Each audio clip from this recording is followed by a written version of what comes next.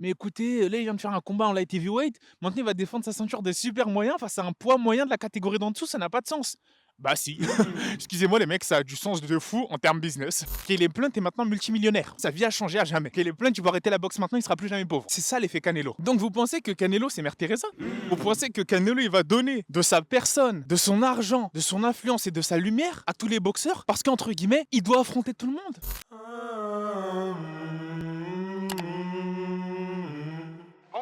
Hey yo, bienvenue dans le podcast The GOAT MMA Boxing. Comment se retrouve la GOAT Family? J'espère que vous allez bien, que vous avez passé une excellente semaine et que vous êtes prêts pour les combats du week-end, les gars. De la boxe de très haut niveau. De très très haut niveau, on va pas se mentir.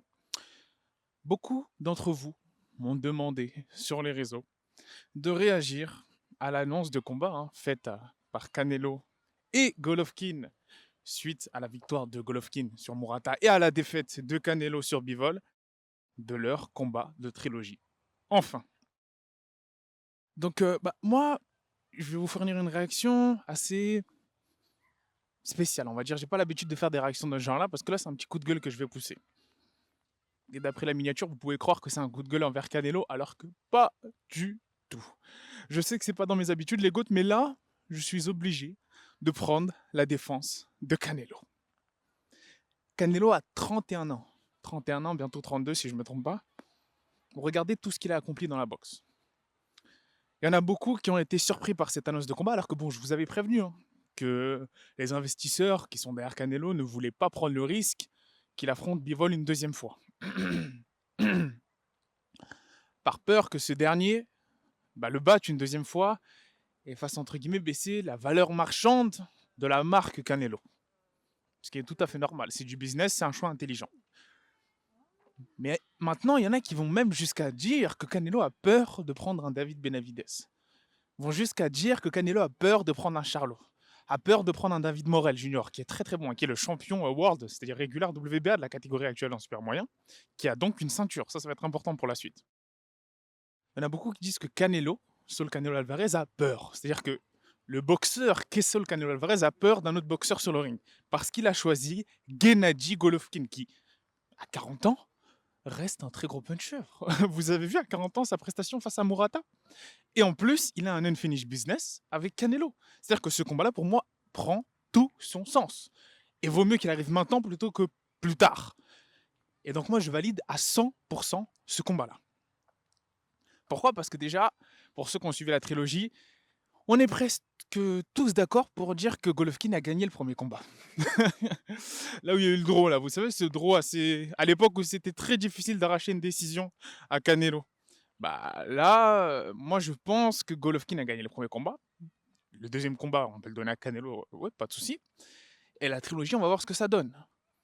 Bénéf pour les deux, parce que bon, Golovkin, et c'est vrai qu'il est un peu sur la fin, on va dire, mais malgré le fait qu'il soit sur la fin, physiquement, on dirait pas du tout. Il a quand même aujourd'hui l'un des meilleurs jabs dans la boxe professionnelle de haut niveau, parmi tous les champions. Ça va être super intéressant de le voir monter en super moyen, parce que ce combat-là se fera en super moyen pour toutes les ceintures de Canelo, qui est, je rappelle, le champion incontesté dans cette catégorie.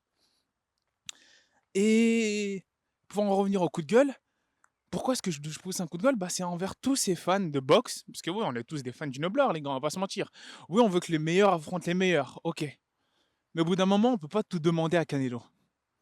C'est pas toujours à Canelo de, de faire le pas vers ces gros combats-là. C'est-à-dire que ça, c'est un débat qui subsiste depuis un moment maintenant. Et je vais me mettre à la place de David Benavidez. David Benavidez, il est considéré comme un peu le boogeyman de la catégorie. Vous savez très bien à quel point j'aime ce boxeur. Je l'apprécie énormément. Il est considéré comme l'un des boogeymen de cette catégorie-là. En plus, avec sa victoire sur David Lemieux qui est extrêmement impressionnante. On voit que là, il y en a beaucoup qui disent que c'est lui qui va détrôner Canelo après Bivol. En parlant de Bivol, Bivol, juste avant son combat avec Canelo, était le sparring partner de Benavidez. Et avant d'affronter Canelo, il a annoncé, c'est sur YouTube, Fight Hype et autres, je pense que David Benavidez battra Canelo. Ça, c'était avant que Bivol batte Canelo. Donc c'est vous dire que oui, la hype Benavidez est bien réelle. Je fais partie de ceux qui pensent que Benavidez, avant que je supprime la vidéo pour, on va dire, utilisation de contenu, J'avais fait une vidéo d'animation où justement, c'était moi qui parlais en animé et j'avais annoncé que celui qui était le plus susceptible de battre Canelo était Benavides. En l'occurrence, j'avais Benavides et Bivol parce que c'est vrai que Bivol, bah, le fait qu'il mette les gants avec Benavides aussi, ça m'a indiqué pas mal de choses. Parce qu'il y a pas beaucoup de gens qui veulent mettre les gants avec lui. Je pense qu'il fait un peu sombre là, mais pardon, on ajustera. Et donc Benavides, il est considéré comme le boogeyman. Je pense qu'il bat tous les super moyens à l'heure actuelle. Je pense qu'il bat Charlo, je pense qu'il bat Caleb Plant et je pense qu'il bat Canelo. Ok, c'est un bold statement. À voir, hein, à voir. Et je pense même s'il lui causerait énormément de soucis, qu'il bat un David Morrell Jr., qui est l'actuel champion World WBA de la catégorie super moyen. Donc, pour ceux qui sont un peu embrouillés avec tous ces termes, dans ma dernière vidéo sur Rolly Romero, j'ai parlé de toutes les ceintures WBA et la régular, maintenant c'est la World, si je ne me trompe pas. Donc voilà, bref, vous avez compris. Enfin, j'espère. Et donc, dans la catégorie super moyen, on a un Benavides qui est considéré comme le boogeyman et qui critique souvent, en tout cas, du moins ses fans, critiquent le fait que Canelo esquive un Benavides. Il a quel âge? Il a 25-26 ans, Benavides. Il a été champion à 22 ans, bravo, c'est très fort. Hein.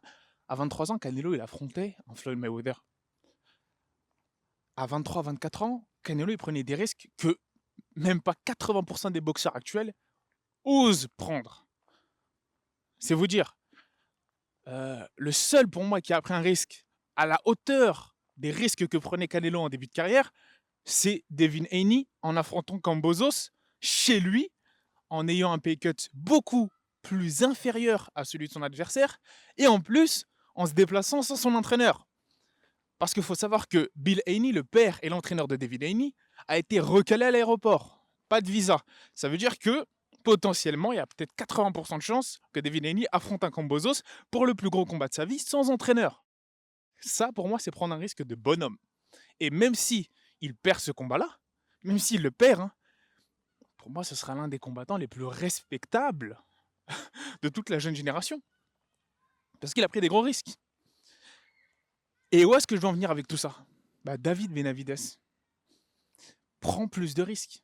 David Benavides, on sait que t'es un monstre. On sait que t'es un monstre, mais bientôt, tu verras dans 5 ans quand tu vas te retrouver à la place de Canelo et que tu vas te faire critiquer parce que t'es le numéro 1 point de prendre et que tu veux pas combattre les autres, tu vas voir ce que c'est. Fais en sorte que Canelo ait envie de t'affronter. Mets la pression sur ce dernier. Combat un David Morrell. David Morrell qui, ce dernier cubain, invaincu, olympien, champion olympique si je ne me trompe pas, qui est dans la catégorie des super moyens, un tueur, qui a dit, je cite, « Après mon prochain combat, je ferai de David Benavides ma... Vous avez compris. Une insulte comme ça, David, va lui régler son compte. Affronte Charlo. Oui, Charlo. On sait que Charlo, il a chaud de toi. Ça, on l'a vu à plusieurs reprises. Oui, Jermal. Hein. Je parle pas du petit frère qui est un champion contesté dans les super welter. Non, je parle de Jermal, celui qui va monter en super moyen. Jermal, à plusieurs reprises, il devait affronter un Benavides. Malheureusement, à cause des termes contractuels, ça ne s'est pas fait. Pour des raisons bidons. Hein. Vraiment bidons, vaccin ou autre, je ne sais quoi. Vous savez quoi? Moi, si je suis David Benavides, je fais une Devin Haney. Je dis, écoute, tout ce que tu veux qu'il soit sur le contrat, je te le donne. Même l'argent. Tu veux que je sois payé, c'est une façon de parler, mais $0, je te le donne. Vous voyez qu'il y a une différence, que tu touches le plus d'argent, je te le donne. Je te considère comme le A-side. Et tous ces combats-là, ils vont se faire. Vu que David Benavides est si sûr de lui, vu que David Benavides est, entre guillemets, sûr qu'il va remporter tous ces combats-là et qu'il va tous les éteindre, parie sur toi. Et c'est là où j'en veux venir. Parier sur soi-même. C'est ce qu'a fait David Haney. Il a parié sur lui-même face à Kambosos. C'est-à-dire qu'il sait que sur le court terme, il ne va pas faire beaucoup d'argent avec ce combat-là. En termes contractuels, il n'est pas du tout assuré. Mais au moins, il sait que lui, dans son fort intérieur, il va remporter ce combat. Et c'est tout ce qui compte. C'est pas tout ce qu'il y a autour du combat en termes contractuels. C'est tout ce qui compte, c'est la victoire. Il a changé d'écurie pour la victoire. Et là, la dinguerie en plus, hein, entre David Benavides et Jermall Charlo, c'est qu'ils sont dans la même écurie, si je ne me trompe pas. Les deux sont chez PBC et Al Haymon. Donc, c'est vraiment David Benavides. Si Charlo il a peur, rassure-les. Rassure-les d'un point de vue contractuel. Si Caleb Plant, il a peur, rassure-le. Et oui, je sais que sur 3, 4 combats, eh ben, tu vas devoir faire beaucoup de sacrifices en termes contractuels pour remporter ces combats, vu que, entre guillemets, tout le monde a peur de toi. Mais c'est ce que tu vas devoir faire si tu veux pouvoir, entre guillemets, légitimer un combat face à Canelo, qui aujourd'hui représente, malgré sa défaite face à Bivol, the face of boxing. C'est aussi simple que ça, les gars. C'est aussi simple que ça. On peut pas toujours dire c'est Canelo qui a peur. Le mec, il a 31 ans. Son nom génère.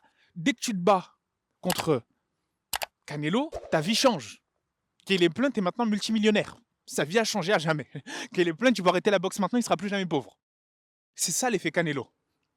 Donc vous pensez que Canelo, c'est Mère Teresa? Vous pensez que Canelo, il va donner de sa personne, de son argent, de son influence et de sa lumière à tous les boxeurs parce qu'entre guillemets, il doit affronter tout le monde? Canelo, c'est l'un des boxeurs qui prend le plus de risques. Maintenant, moi, si je suis Canelo, je vais faire des choses que dans mon propre intérêt. Et là, actuellement, son propre intérêt, lui, eh ben, c'est de grossir sa marque un peu plus. Il les a pris, les risques. Il a perdu face à Floyd Mayweather. Il a perdu face à Bivol. Maintenant, il faut qu'il s'enjaille, le Canelo. Oui, je suis d'accord. Je suis d'accord. Par moments, ses choix de carrière, ses choix de combat étaient assez... Ça n'a pas toujours été comme ça. C'est-à-dire que par moment, il aurait pu unifier face à Demetrius Johnson, il a choisi de monter. Par moment, il aurait pu unifier face à Charlo, il a choisi d'esquiver. Ok, d'accord. Mais maintenant, c'est pas Canelo le centre du monde. Jermall Charlo, par exemple. Qu'est-ce qui fait que ce dernier-là n'affronte pas plus de têtes? Il a affronté qui? Jermall, je l'adore. Les frères Charlo, vous savez que je les adore. Je les adore de fou. Mais là, il n'y a que Jermell. Il n'y a que Jermell qui a affronté back-to-back sur ces 4 derniers combats des tueurs. Jermall, c'est pas son cas. Et Jermall, il parle un peu trop à mon goût du combat de Canelo. Mais est-ce que tu l'as mérité? Moi, si j'étais Jermall, je chasserais, mais comme un fou, un combat face à un Benavides ou à Caleb Plant. Jermall Charlo, il est trop attentiste. Et donc moi, je voudrais recentrer le débat. Ne surtout pas se tromper. Ne vraiment surtout pas se tromper, les gars. C'est pas parce que on a un Canelo qui fait actuellement ce qu'il veut dans son propre intérêt pour sa marque et pour les fans de boxe, parce que moi je trouve que c'est un combat extraordinaire, hein, ce combat face à Golovkin. Certes, il aurait dû arriver plus tôt, mais écoutez, bah, s'il n'est pas arrivé plus tôt, c'est qu'il y a eu des raisons. On ne peut pas remettre la faute sur Canelo d'avoir choisi ce combat-là et de ne pas avoir choisi, entre guillemets, de défendre sa ceinture face aux top dogs de la catégorie super moyen. Parce que oui, on peut dire, mais écoutez, là, il vient de faire un combat en light heavyweight, maintenant il va défendre sa ceinture des super moyens face à un poids moyen de la catégorie d'en dessous, ça n'a pas de sens. Bah si, excusez-moi les mecs, ça a du sens de fou en termes business. Tout ce qui fait de l'argent a du sens. Ce qui n'a pas de sens, c'est de critiquer un Canelo, de le critiquer alors que de son côté, on ne prend pas le même genre de risque. Benavides, si, fais une Devin Haney. C'est-à-dire que si ils ont tous peur de t'affronter, tu sais que tu es le meilleur de la catégorie d'un point de vue intrinsèque pugilistique, coupe, on va dire, euh, baisse ton prix, entre guillemets. Piège-les. Fais comme Devin. Là, Devin, ce qu'il est en train de faire, s'il emporte son combat, il aura piégé Georges Kambosos. Oui, tu as pris tout cet argent. Bravo. Oui, tu auras ta clause de rematch. Mais moi, je vais prendre toute ta lumière. Et encore, c'est un combat extrêmement difficile, hein. Mais lui, dans son paradigme, il est sûr qu'il va battre Kambosos. Donc, si toi, dans ton paradigme, tu es sûr que tu vas tous les battre, parce que là, ce qui se passe, c'est que il parle beaucoup Benavides, mais il se retrouve face à des Ellis, face à des David Lemieux. Il se retrouve face à ce type de boxeur-là. Et je dis pas que c'est pas du calibre mondial, mais c'est pas du calibre de Canelo. On est d'accord. Donc, voilà, c'était juste un petit coup de gueule pour vous dire que bah, dans cette histoire-là, dans ces histoires d'officialisation de combat, Canelo Alvarez, faudrait qu'on arrête de lui exiger tous les combats du monde. C'est pas Mère Teresa. Son taf à lui, c'est pas. On n'est pas à l'UFC ici, hein. Là, on va dire le schéma et l'écosystème financier de la boxe n'a rien à voir avec celui de l'UFC. Faudrait que les gens se rendent compte que c'est à chaque boxeur de créer sa propre marque. C'est à chaque boxeur et à chaque promoteur de faire d'eux des superstars. Et pour ça, il faut passer par des combats à risque. David Benavides, t'as pas assez de combats à risque pour moi. Et les gens savent, les GOATs de la chaîne savent à quel point je t'aime. J'aime la boxe de David Benavides. Mais, mon gars, prends plus de risques. Charlo, prends plus de risques. Caleb Plant, si tu veux retrouver ce combat-là, prends plus de risques. Parce que Caleb Plant, il a été béni par le Payday, le Canelo Payday. Donc voilà, c'est vraiment ce que je voulais dire. Pour réagir à ce combat-là, pousser un petit coup de gueule, faut que de plus en plus de boxeurs fassent comme Devin Haney le fait actuellement. Fassent comme Canelo l'a fait très tôt dans sa carrière. Prendre des combats à risque. Et après, vous pourrez vous permettre de critiquer un, un Canelo qui, en étant en super middleweight, défend sa ceinture face à un middleweight. Là, vous pourrez permettre de critiquer ça, mais en entendant, c'est pas critiquable. En entendant, c'est un combat que tout le monde, moi je considère que tout le monde veut voir. Malheureusement, oui, il y avait des meilleurs combats. Oui, c'est un fait. Il y avait des largement meilleurs combats sur la table. Canelo, il a 31 ans. On veut le voir face à des Benavides, face à des David Morel, face à des Charlo, face à des Demetrius Andrade. Il n'y en a pas beaucoup qui veulent voir ce combat-là. Parce que Demetrius Andrade, c'est l'un des. Pareil dans cette histoire-là. Hein. C'est celui à qui j'aurais dit le plus de. C'est celui à qui je reprocherais le plus cela, en fait. Demetrius Andrade, c'est quelqu'un qui, malheureusement, avec le talent qu'il a, ne reflète pas sa carrière. Et il a pas pris, il a pas. S'il avait eu la mentalité d'Evin Haney, Demetrius Andrade, il serait probablement dans le classement point for pound aujourd'hui. Mais là, aujourd'hui, il est blessé. Et il affronte que des nobody parce que il était. Après, bien sûr, c'est facile pour moi la critique, hein, parce que quand on est boxeur, on veut faire un maximum. On ne sait pas ce qui peut se passer. On ne sait pas quand est-ce qu'on va. Si on va ressortir vivant du ring, on ne sait pas ce qui peut se passer. C'est risqué. Et on veut un maximum d'argent. Oui, c'est logique. Mais c'est vrai que c'est pas tout le monde qui a les finances de Devin Haney pour se permettre de faire des pay cuts comme ça et de prendre des risques et de parier sur soi-même de la sorte. Mais écoutez, c'est la vie. On ne veut pas remettre la faute toujours sur Canelo Alvarez. Moi, je considère qu'il fait son bout de chemin. Il est en train d'écrire son histoire. Malgré sa défaite face à Bivol, écoutez, c'est la boxe. Pour moi, il reste, et de loin, les gars, the face of boxing. C'est indéniable. Et si on veut que ces combats-là se fassent face à des David Benavides et autres, faut que les excuses partent. Les excuses partent. Moi, je ne considère pas du tout que Jermel Charlo, là, se rapproche de Stop 10 pound for pound. Jermel Charlo. Jermel, lui, il y est. Jermel, avec les combats qu'il a pris, les risques qu'il a pris et le fait qu'il soit unifié maintenant, il y est. Il est dans les meilleurs de la. Il est entré dans l'histoire de la boxe, Jermel Charlo. Jermel, mon gars, t'es loin. Ton frère jumeau, là, t'es en train de te mettre une vitesse. Va falloir que tu rattrapes. Va falloir que tu affrontes des. Si tu montes. Là, vu qu'il compte monter en super moyen pour faire la place à son petit frère Jermel, va direct vers les boogeymen. Va vers David Morel. Va essayer de l'éteindre, le Cubain, là. Ce monstre. Va essayer d'éteindre un Benavides. Va essayer d'éteindre un Caleb Plant. Va direct chercher des têtes. Mais regardez, je vous parie. Je suis prêt à parier je mets ma main coupée, que le prochain nom que tu vas voir Jermel Charlo affronter en super moyen, ça va être un, entre guillemets, nobody. Un mec qui est dans les top 30, on sait pas pourquoi. C'est fort, hein, mais je veux dire, c'est pas ce qui va te, c'est pas ce qui va te permettre d'avoir un combat face à Canelo. Canelo, lui, à l'heure actuelle, il est même plus dans la compétition. Il est dans, on vous l'a dit, dans l'héritage. Il veut juste les ceintures. Et donc, il va falloir chercher les ceintures, les mecs. Et donc, Benavides, il y a David Morel Jr. qui t'a manqué de respect. En plus de ça, ça tombe bien. Il a une ceinture. Toi aussi, tu as une ceinture intérim, je crois, WBC. Il va récupérer sa ceinture WBA World et call out Canelo. Ou call out Charlo. Puis après, là, ça sera intéressant. Là, ça aura du poids. Parce que les gens veulent trop le payday. Parce qu'ils sont payés, les mecs, hein, en boxe anglaise, les gars. C'est pas comme un MMA. Hein. Les gars, quand vous êtes champion en boxe anglaise, vous touchez votre paper. Donc voilà.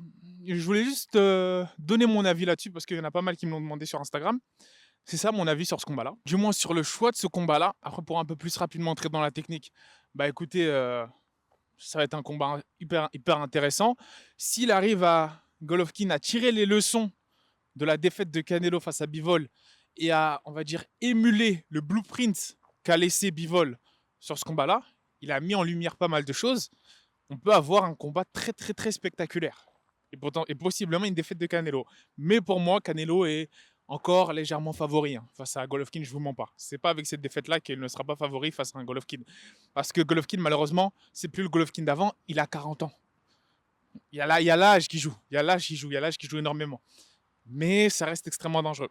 Donc pour moi, c'est un excellent combat. Je suis content que ce combat se fasse. Bravo à E.J. Hearn. Bravo encore une fois. Et on espère que y aura un peu plus de boxeurs qui prendront des risques, un peu à la Devin, un peu à la Canelo, à ses débuts, qui vont leur permettre de construire cette marque et de devenir, on va dire, de devenir, pardon, eux-mêmes les face of boxing. Voilà. Sur ce, bah, n'hésitez pas à commenter, liker, partager, donner votre avis sur ce petit coup de gueule que j'ai lâché. Est-ce que vous êtes du même avis que moi? Parce que c'est vrai que moi, en général, sur cette chaîne, j'ai tendance à pas mal bâcher Canelo, bah, pour ses récents, on va dire, depuis qu'il avait ses petits scandales de vous savez quoi, hein, ces petites viandes-là et autres et tout. Mais Canelo, je l'aime bien. Canelo, il fait extrêmement de bien au sport de la boxe et du noble art. C'est une superstar, on a besoin de combattants qui prennent des risques comme lui, qui n'ont pas peur de perdre leur zéro. Et aujourd'hui, bah, notamment chez les boxeurs de PBC et Emon, il y a beaucoup trop de boxeurs qui ont peur de perdre leur zéro. C'est pour ça que ça va être super intéressant de voir ce combat de ce week-end entre Gervonta Davis et Rolly Romero, parce qu'il y en a un qui va perdre son undefeated record. Donc ça va être intéressant de ouf. Voilà. Sur ce, les gars, je vous dis bah peace et passez une excellente fin de semaine. I'm so mean, I make medicine sick. Give me 5, give me 10, call me daddy. Everybody.